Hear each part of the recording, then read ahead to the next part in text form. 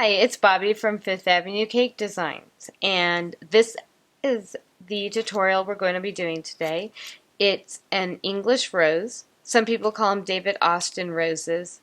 I'm not sure that these would be considered David Austin roses, but they're definitely English roses.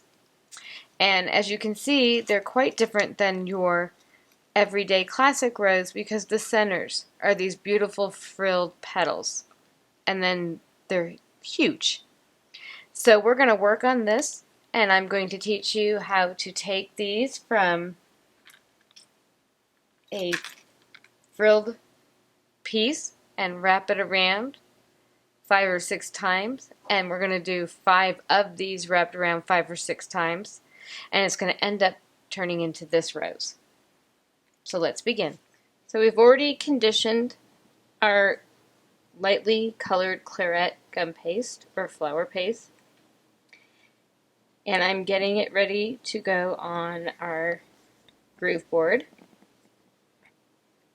so that we can make the first 5 frilled inner petals for our English rose.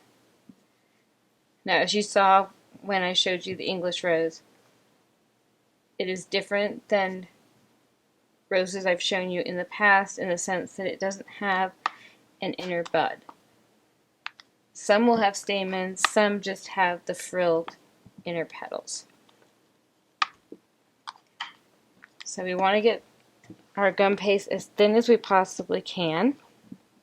We're going to roll up in one direction and down in the other direction until we get our gum paste pretty thin.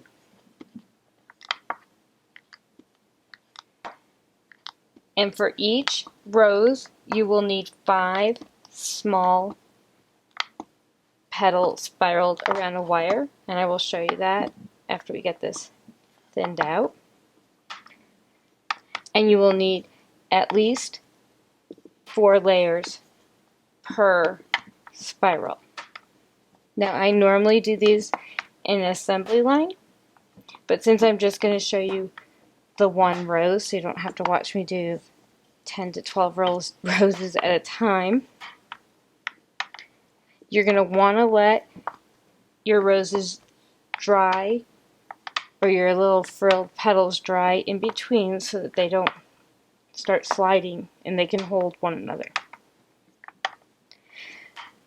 So if you're doing them in an assembly line, by the time you get back to your first rose, you're pretty good. As you can see, I'm getting pretty thin, so I'm going to keep rolling, and I'll bring you back as soon as I get this as thin as we need it.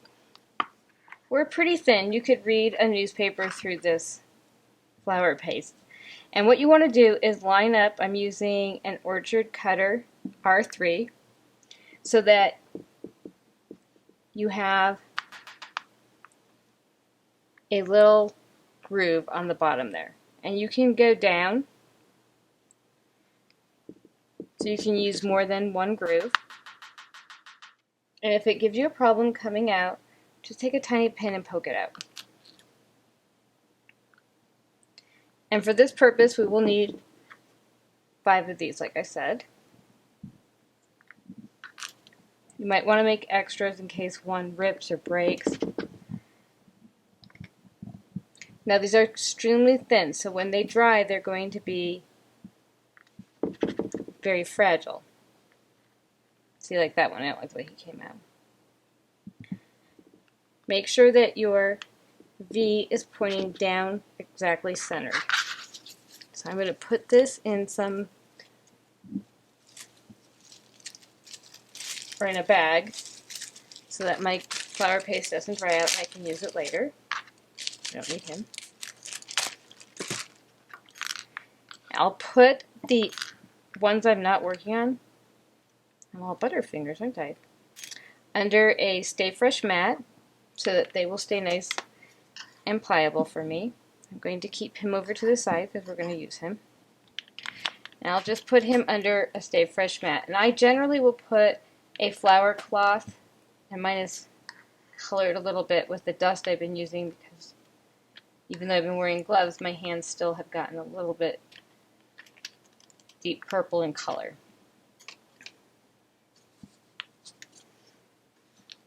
So we want to thread a 26 gauge wire through that groove. As you can see, that groove is quite thicker than the rest of the flower. Now, you don't have to have a groove board to do this. You could always roll from the center to one side and to the other and make your own groove in between. I find this a lot faster. So you want to feed your wire through and then just have it kind of attached to the bottom like it's growing out. And with your ball tool, right now we're just going to go over and clean up the edges, and then we're going to vein it.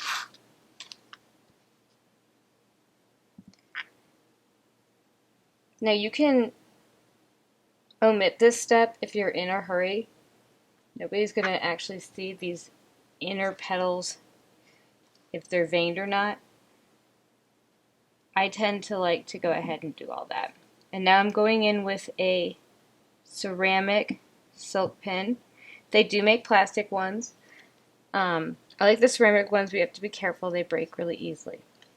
Now, the difference between a regular rose, or the roses I've shown you, I shouldn't say a regular rose, and these English rose, or David Austin roses, is that they're extremely frilled.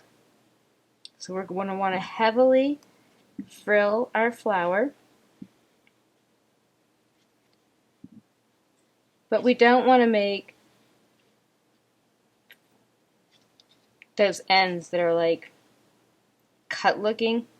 Just want to frill it quite heavily because it is a heavily frilled flower.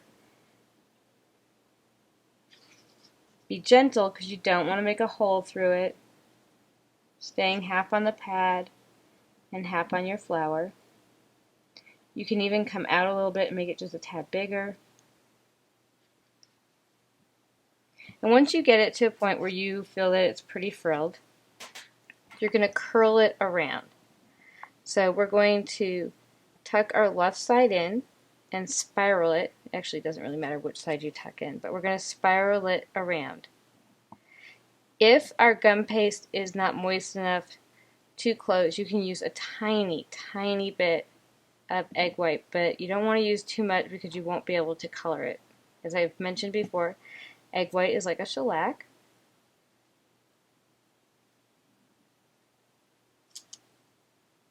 I'm just gently trying to close this up. I'm going to pull the other side over gently. And you'd want to let this dry, I would say, at least a good 15 minutes before you put the other layer on. And add in time every time you go to add the next layer, and you'll see what I'm talking about. I am going to have to use just a smidge of egg white. It's not closing the way I want. So I'm going to take the tiniest amount of egg white and just wet right there. That's just where I want it to close, on the bottom there. Just something to lock it in place. And then put that to the side to dry. Once that's dry, you're going to need to petal dust it, and you're going to want to petal dust as you go with each of these. This one's been drying for longer than 15 minutes. He's actually quite hard. So why don't we go petal dust him up real quick, and then I'll show you how to add the next layer. To get the deep color that I want, I'm going to take a little bit of a plum mixture and a little bit of an aubergine to get a nice dark color. I'm going to take off my excess. I'm going to start on the top here. I'm going to start bringing in my color. And then I'm going to go down towards the bottom and bring it up. Now if you have any egg white on your flower paste at this point, it will just stay this light color. I chose Claret because I wanted to have something that was a little bit more than just your normal pink, but I didn't want to go too dark. I literally just used maybe 1/8 of a toothpick to color, about 55 grams of flower paste. And I'm working my way up. You want this heavily colored. You'll get lighter as you go out, but remember, these are the centers of your flower, of your rose. And as you know, roses are darker in the center, generally. There's always the exception, so I always say generally. And pounce in the inside. Sometimes I'll take, and I don't even know, I know this is a cosmetic brush, it's an eye emphasizer brush, but I'll take it in the center to pound in the color because it's the right, it kind of just fits right in there. But any brush would work that has, like, I'll show you in case you can't get your hands on one of those. This is quite a big brush, but any round, soft brush will work. You just want to make sure it's really soft because it's, like I said, extremely thin. It's thinner than you would get if you put it on a pasta machine on the thinnest setting. And when you're working with something this thin, it also makes it extremely breakable. But because we're going to be adding so many layers to it, and I looked at the flower several times and have several different pictures. That's why I know there's quite a variety of them. They all were very frilled and very thin if you looked at each layer. I was actually lucky enough over my birthday, my husband bought me a dozen of these roses, so I had a chance to have some in my house, but that was May, and we're now in September, which I can't believe. And not that I'm a bragging mother, but my daughter just found out that in December she'll be graduating magna cum laude from her college in DC, so yay for my child.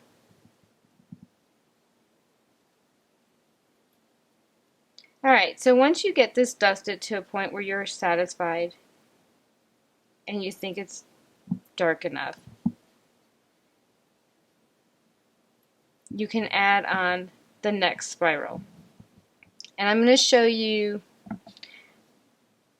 a few of the spirals. I don't know if I'll show you how to get to all 4 because it'll get redundant, but we'll see. So let's go and spiral. Alright, so we're going to do exactly the same thing. We're just going to soften the edges, half the ball tool, half on the paste, and half on your foam pad. We're then going to put it in our viner. And I didn't mention before, you want to line up. There's a center of this viner, and this is the heavily veined side. So this is the side that's the back of your rose, and then this would be the front of your rose. And generally, depending on the maker of the viner, the front of the rose is thinner than the back of the rose. I say generally. So we get that nice and fined. And if you're buying a viner, you're going to want to buy the biggest one you can because you can always use a smaller flower in there, but you can't use a bigger flower in a small viner. So get the biggest viner that you can, unless there's something special about the other viner. And then I'll take the smaller side of my ball tool. As you can see, it has 2 sides. And that's what I will frill with. So with heavy pressure. Now for this part of the rose, you don't necessarily have to have the groove board for it. You don't need that center. But I wanted to show you how to do 5 for your 5 parts, your 5 petals for the center. And I'm just going to use these because they're here. And that's pretty frilled. So we'll take our, let me add just a little bit. of egg white to this. Now you're going to want to take your egg white up. Actually, I want to put him on the foam pad. So you're going to take your egg white up pretty high, about 3/4 of the way. You don't need to worry about spiraling, leaving the spiral open, because you're going to be coming around, and I'll show you what I mean. So we'll take our little centerpiece that we just did, and our piece of flour paste, and I'm going to lay it right on there. And because I made it just a tad longer, I used the same size cutter, I just brought it out longer. You're just going to bring this around and then gently pull this around and close it. Now, since we already showed dusting it, it's fairly the same thing. You're going to want to make sure to pounce in the center. So I'm just going to go on from here and show you what you do. So then we're going to go on to adding 3 petals. We're going to do the same thing. I'm still working with the same cutter that I was working with before, and just go around once, half on the ball, or half on the gum paste and half on your foam pad or flour paste, depending on where you are. I will center my gum paste or flour paste so that it's centered and flat on my viner, and maybe bring it up a little bit.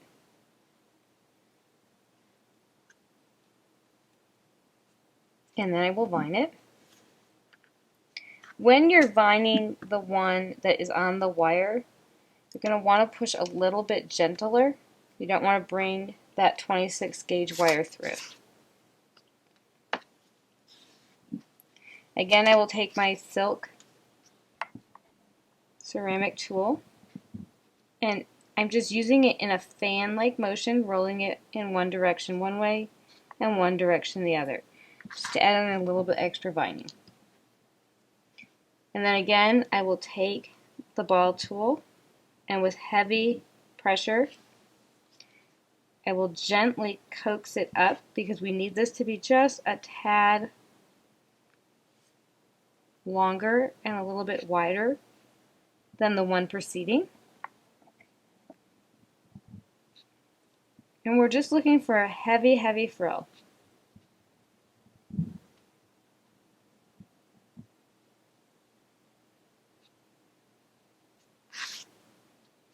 Now, I will tell you, the thinner you make your flour paste, the more careful you need to be when you're filling it that you don't poke a hole through it. Now, of course, nature isn't always perfect, and we're coming up again 3/4 of the way. These are tightly closed.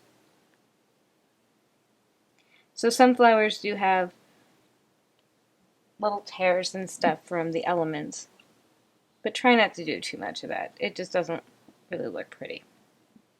And we'll lay it directly centered and bring it up.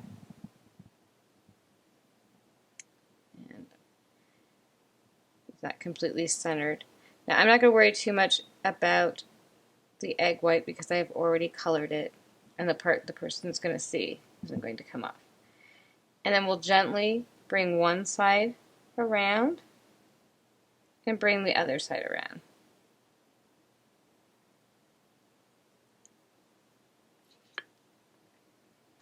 I had a toothpick. Oh, there he is. And sometimes, if I think that he's too tight, I'll just bring him out just a little bit. So now we have that one done. And all we need now is to add our last and final frill. Now, you could probably add as many frills as you want. Just keep in mind that you have to wait longer in between. So once I had on 3, I actually waited an entire day in between before I put the 4th one on. And then I waited an entire day before adding the petals. you're going to be putting several petals on there, and you don't want it to start slipping down.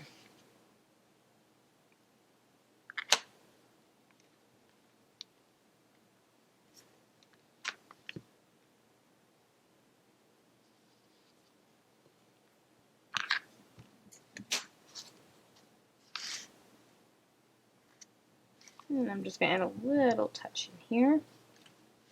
And again, we'll just frill this. Now this is your fourth one. You are going to want to bring him out a little bit bigger than the other one. I find holding the very bottom of it will help with that, and you won't get any tearing. And when I say holding it, I just mean gently with your index finger hanging onto that just a tad.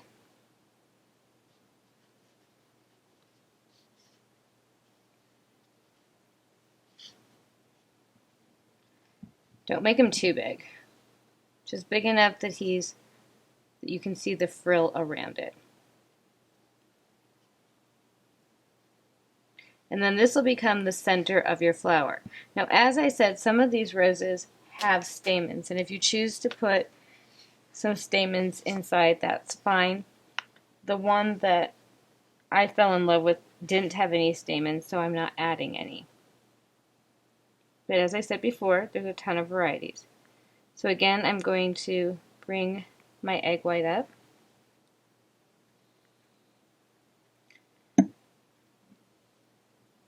And wipe my hands so that I don't get egg white on the outside. And we'll just wrap him around. As you can see, I brought him up higher. Let me get rid of this so you can see what I'm doing. I brought him up quite a bit higher. He moved on me just a smidge, so that it would look like the petal, this last petal, is much taller. And then you can add just a little pinch or a curl to it, and then color in between each one. So then when you have all four done, you need to put them together. To do so, I don't want to make him dirty, I like to lay them on a foam that I can brush the dust. Now the dust will start shedding off, if you will. So put it on a piece of foam that you're not going to be using your light colored gum paste on or anything else, and wipe it when you're all done. And you'll need half width floral tape. So here's my, not half width, quarter width floral tape right here. You're going to want to stretch it just to get that sticky side going. And then carefully, I usually start a little bit lower than the petal itself, and I just bring it around as I pull the tape taut, and then bring it up. Pull off my excess, and bring it around nice and tight. Now you're going to add your second one in.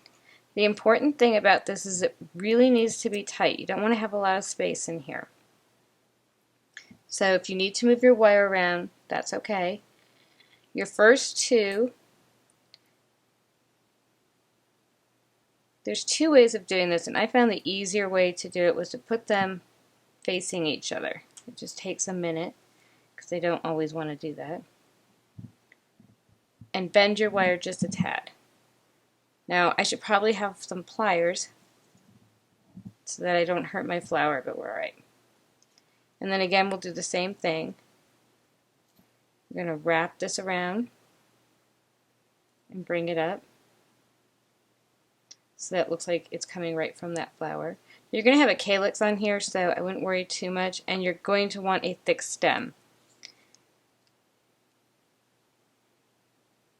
Then grab your, now I like to put them on individually. Some people like to put them on all at once. I find that that's a little bit cumbersome for my tiny little hands. And I don't want anything to happen to these centers that I've worked so hard on. So fit it in where you know there won't be any space. That's what I'm trying to do right now. And where the centers are facing the inside, so that all of this is facing together.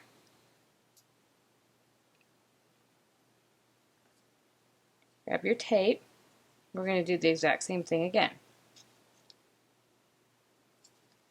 Keep your tape taut so that looks nice and neat.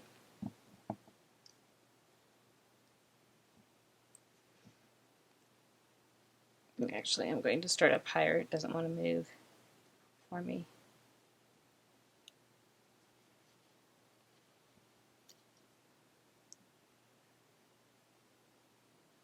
And before you actually bring that tape around, really make sure that it's tight.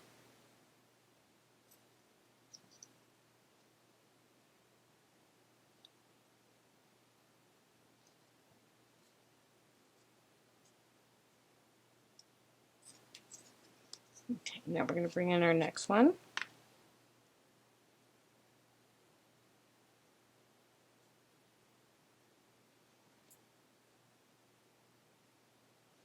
And remember, they're on wires, so you can move them around and get them to fit any way you need to.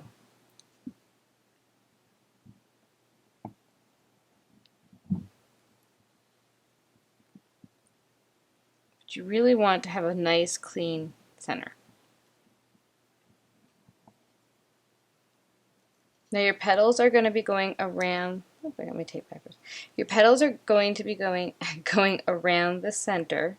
So if you do have a tiny bit of space, you'll be able to camouflage it. But I find it's easier if you just don't start with a problem. So we'll bring that up down, and we'll put our last one on.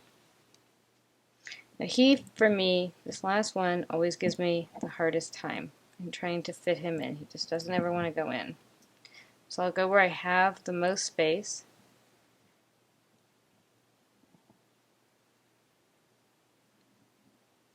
And you might want to make a few extra in case you end up hurting one of your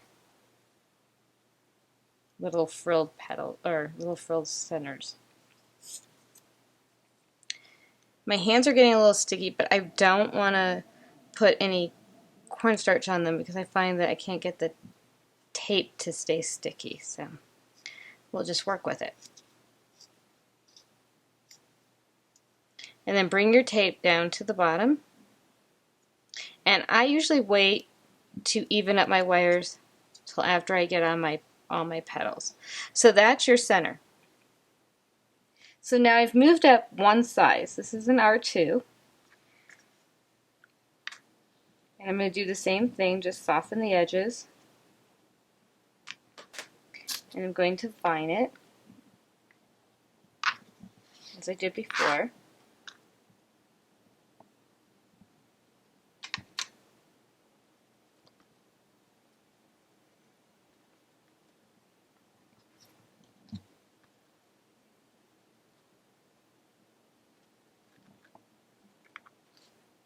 And there are several layers going around these flowers, so you are going to want to let them dry. I would say a good 4 hours, and if you're in a really humid climate, a little bit more. Now, here's the interesting part about this flower. It's very round, it's quite cupped, and these outer petals are not as frilled, so you don't want to frill them too much. Just a little bit here and there. They become a little bit more frilled. Right now I'm cupping it, and I'm cupping it forward. They become more frilled as they go out, but they still stay tighter than most roses up until those last outer petals. And now I'm only going up halfway. So we're going to take our center, and do you see these spaces right here? We're going to lay the petal right there in those two spaces and wrap it around. And then I like to just pinch a little bit and give it some movement in there.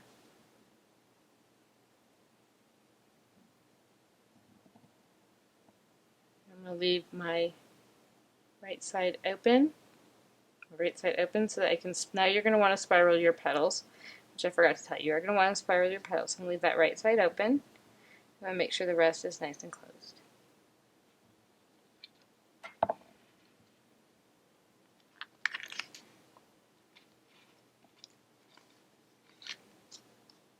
So we'll grab our next petal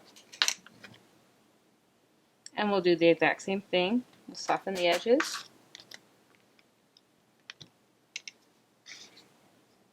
We will vine him.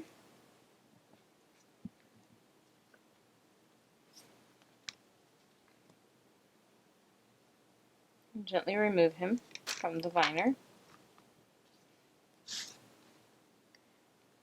We'll vine one way and we'll vine the other, being careful not to dent anything with the point of your veining tool. And then we'll take our ball tool, and like I said, we're going to use the big size. Maybe I didn't say, I'm using the larger size this time because I don't want to add the frill that I added before. Just want to add a little bit of movement. Move it to a softer foam pad. Cup it towards you, so the petal is cupped towards you. You're not going to transition this one on this particular level. And my gum paste is quite moist, so I'm going to cup it a few times because I can't seem to get that cup in there. There we go.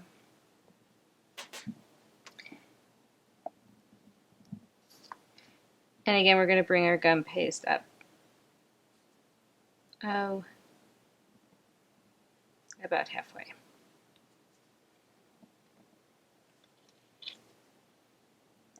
Now I find it easier for me if I can lay my flower down like this. That way I know that my point is going in the right direction. And I'm just going to tuck him under here and lay him down, covering the next two parts. Leaving this side open. I have my two on, as you can see, and I'm going to bring in just a tad more egg white on this one right here. Sometimes I am a little bit conservative and I'll leave open the side that I'm going to spiral, so I just need to add more egg white. And I'll move him over. I'm not too concerned about the dust getting on my petals at this point from making it upside down on that foam pad, because I'm going to be dusting it the same color, so it's no big deal. We're just going to soften it. And I realize I'm being a little bit redundant, but I want you to understand that roses can be a complicated flower.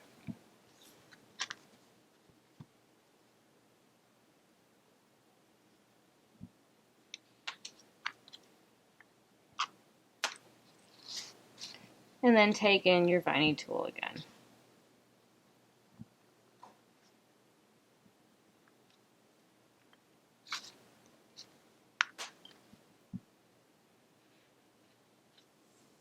And go down just a little bit of the top, not too much. He is quite thin, this petal, so I don't want to over frill him. And then we're going to cup him so that he cups towards me and he'll be cupping towards the flower. I guess every time I cup, whether it's going to be going towards or away, it'll be cupping towards me at that time. And about halfway up. And we will grab our flower. Now this is my little trick. You don't have to put it on a foam. You can hold it in your hand or do whatever you want. This just works easier for me. I don't get egg white all over my hand. It goes in a lot cleaner. And if I don't get any egg white on me, I can't get any on the gum paste. So spiral him around and then bring him up to look at, leaving the one side open.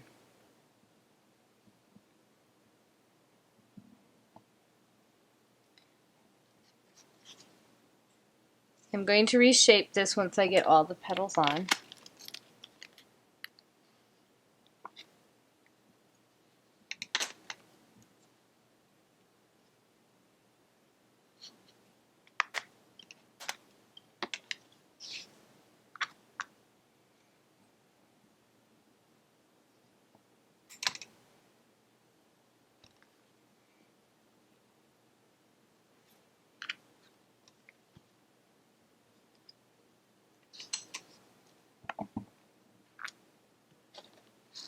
This is the last one I'm going to show you, and I'll show you what it looks like at this point, and then we'll go on to adding the next row of 5 petals. So I've only added 4, but it works the same way, and I'll show you how to close it.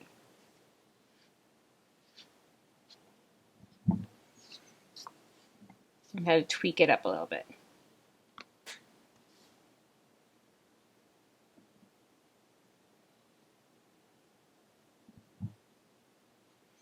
And the reason I'm not showing you 5 is I just realized that I didn't cut 5, I cut 4, and I don't want to make you wait. So we'll bring him in.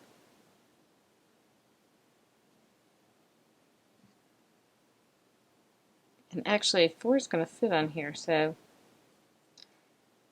since there is no real golden rule saying there has to be 5, it should be fine.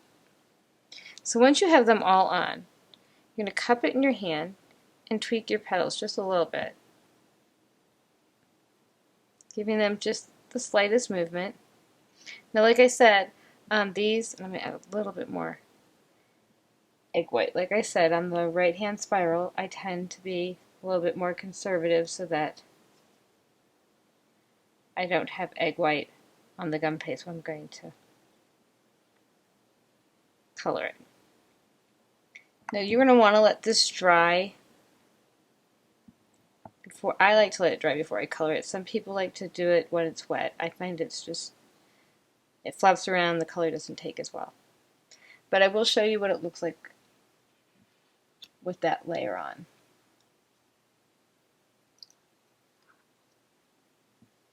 I have 2 more.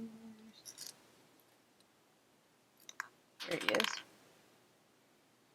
So this is your first layer on, and that's what it'll look like when you get that first layer on. So that you can see it's coming around your center, and it's going to build out from here. It's going to be quite a large rose. Alright, so I did go back and end up putting 5 on, just FYI. I'm mixing up my plum and aubergine color. And these have gotten quite hard. I generally like to put a little dust on while they're a little bit more pliable, but it'll be fine. So you're going to start on the tip of the petal. And you can see I have a little more color than I wanted. And then you can go to the back and come up from the bottom of your petal and work up the back. I like to start on the tip because that way I know the color. I'm not going to get too much on my rose by starting right there on the edge. And if you look at a rose generally, the color is more concentrated there. Now we're still in the phase of the rose where it's quite dark.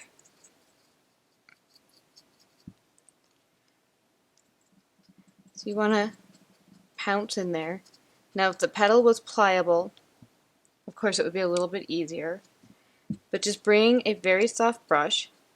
You want to make sure you work with a soft brush so that you don't break a petal while you're working. And just keep working that color in.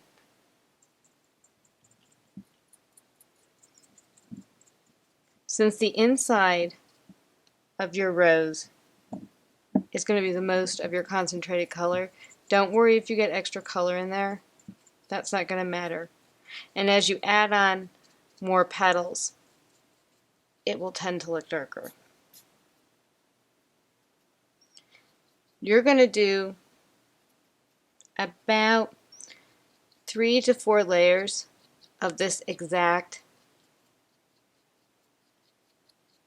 session that I showed you, where you're transitioning your rose one more time on the second, and then on the third you'll open it up so that all your petals are cupping away from the rose instead of towards the rose. So as you can see, we're cupping towards, we're cupping away. So if you go back do a little instant replay where I explain about the transitional part. You'll know that you're supposed to, on the second one, do the same thing. And since this rose is quite lengthy in time, I'm going to go on and show you how to just finish dusting it. And then if you want to follow me over to my website, I will show you wire petaling and creating individual wired calyxes. If you want to see how to do a calyx from just a calyx cutter, I have a video on YouTube right now. It is a classic rose, but you do the same thing for the calyx. So if you want to look at that and do that type of calyx, that's fine. The advantage to the individual calyxes is that you can get a little bit more of a realistic look.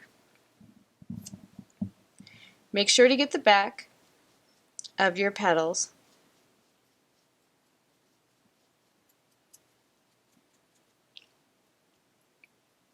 I know that some people concentrate a lot on the front and they totally forget about the back of their petals. Well, they're going to show too, as you can see.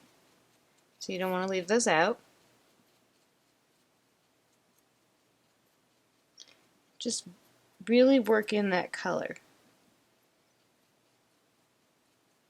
You can always go back and apply more, layer your coloring if you feel that you haven't gotten it dark enough.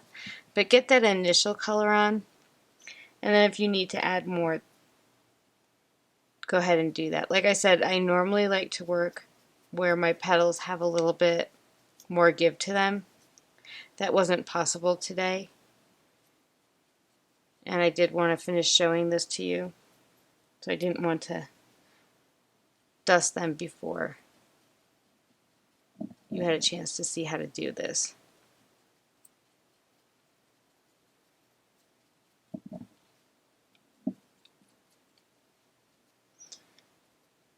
Just continue getting it dust in there.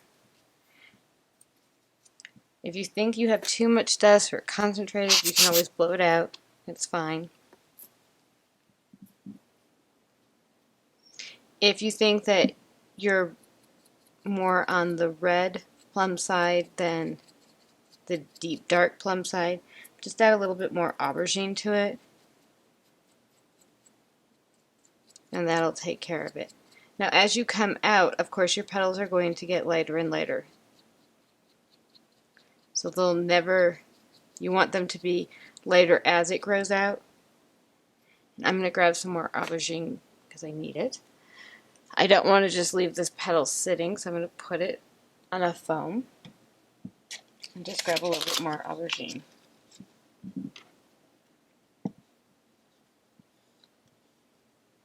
Now I'm not going to be showing rose leaves. I have shown those before, so you can look at any one of my rose videos and see how to do rose leaves. But if you are planning to do rose leaves, you're going to want to add a little bit of your petal color to your leaves. So that if you look at a real rose, the leaves always have a little bit of the rose's color to it. And you can add a little bit of white on the center vine going down. So as you can see, this one's gotten pretty dark, so he's good. And you just keep working that color in until it gets to be where you want it to be, to like the darkness of your petal. And just pounce that color in. Do not go down the center here. You want to start at the top and pounce at the bottom. If you concentrate your color on your center, then you're going to end up with color just sitting on the center of your petal, and that won't look natural. If somehow you get too much color in there and you've got a concentrated spot, you can try going in with a little bit of super white petal dust. Sometimes that will take it out, or at least lighten it. You could always gently go in with some Everclear and wipe it out until it's the color that you want. But you really need to be careful because you don't want to damage your gum paste.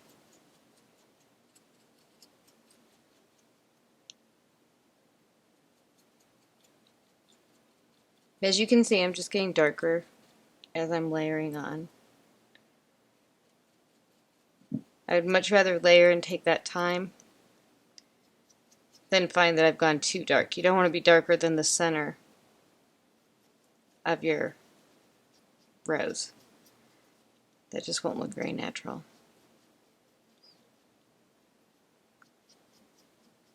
Unless, of course, I'm sure there's a rose out there that has darker petals. I haven't seen one, but if you're doing a specific type of rose. The best thing to do is to try and get the rose so you can look at it. If not, Google always has some great images that you can look at.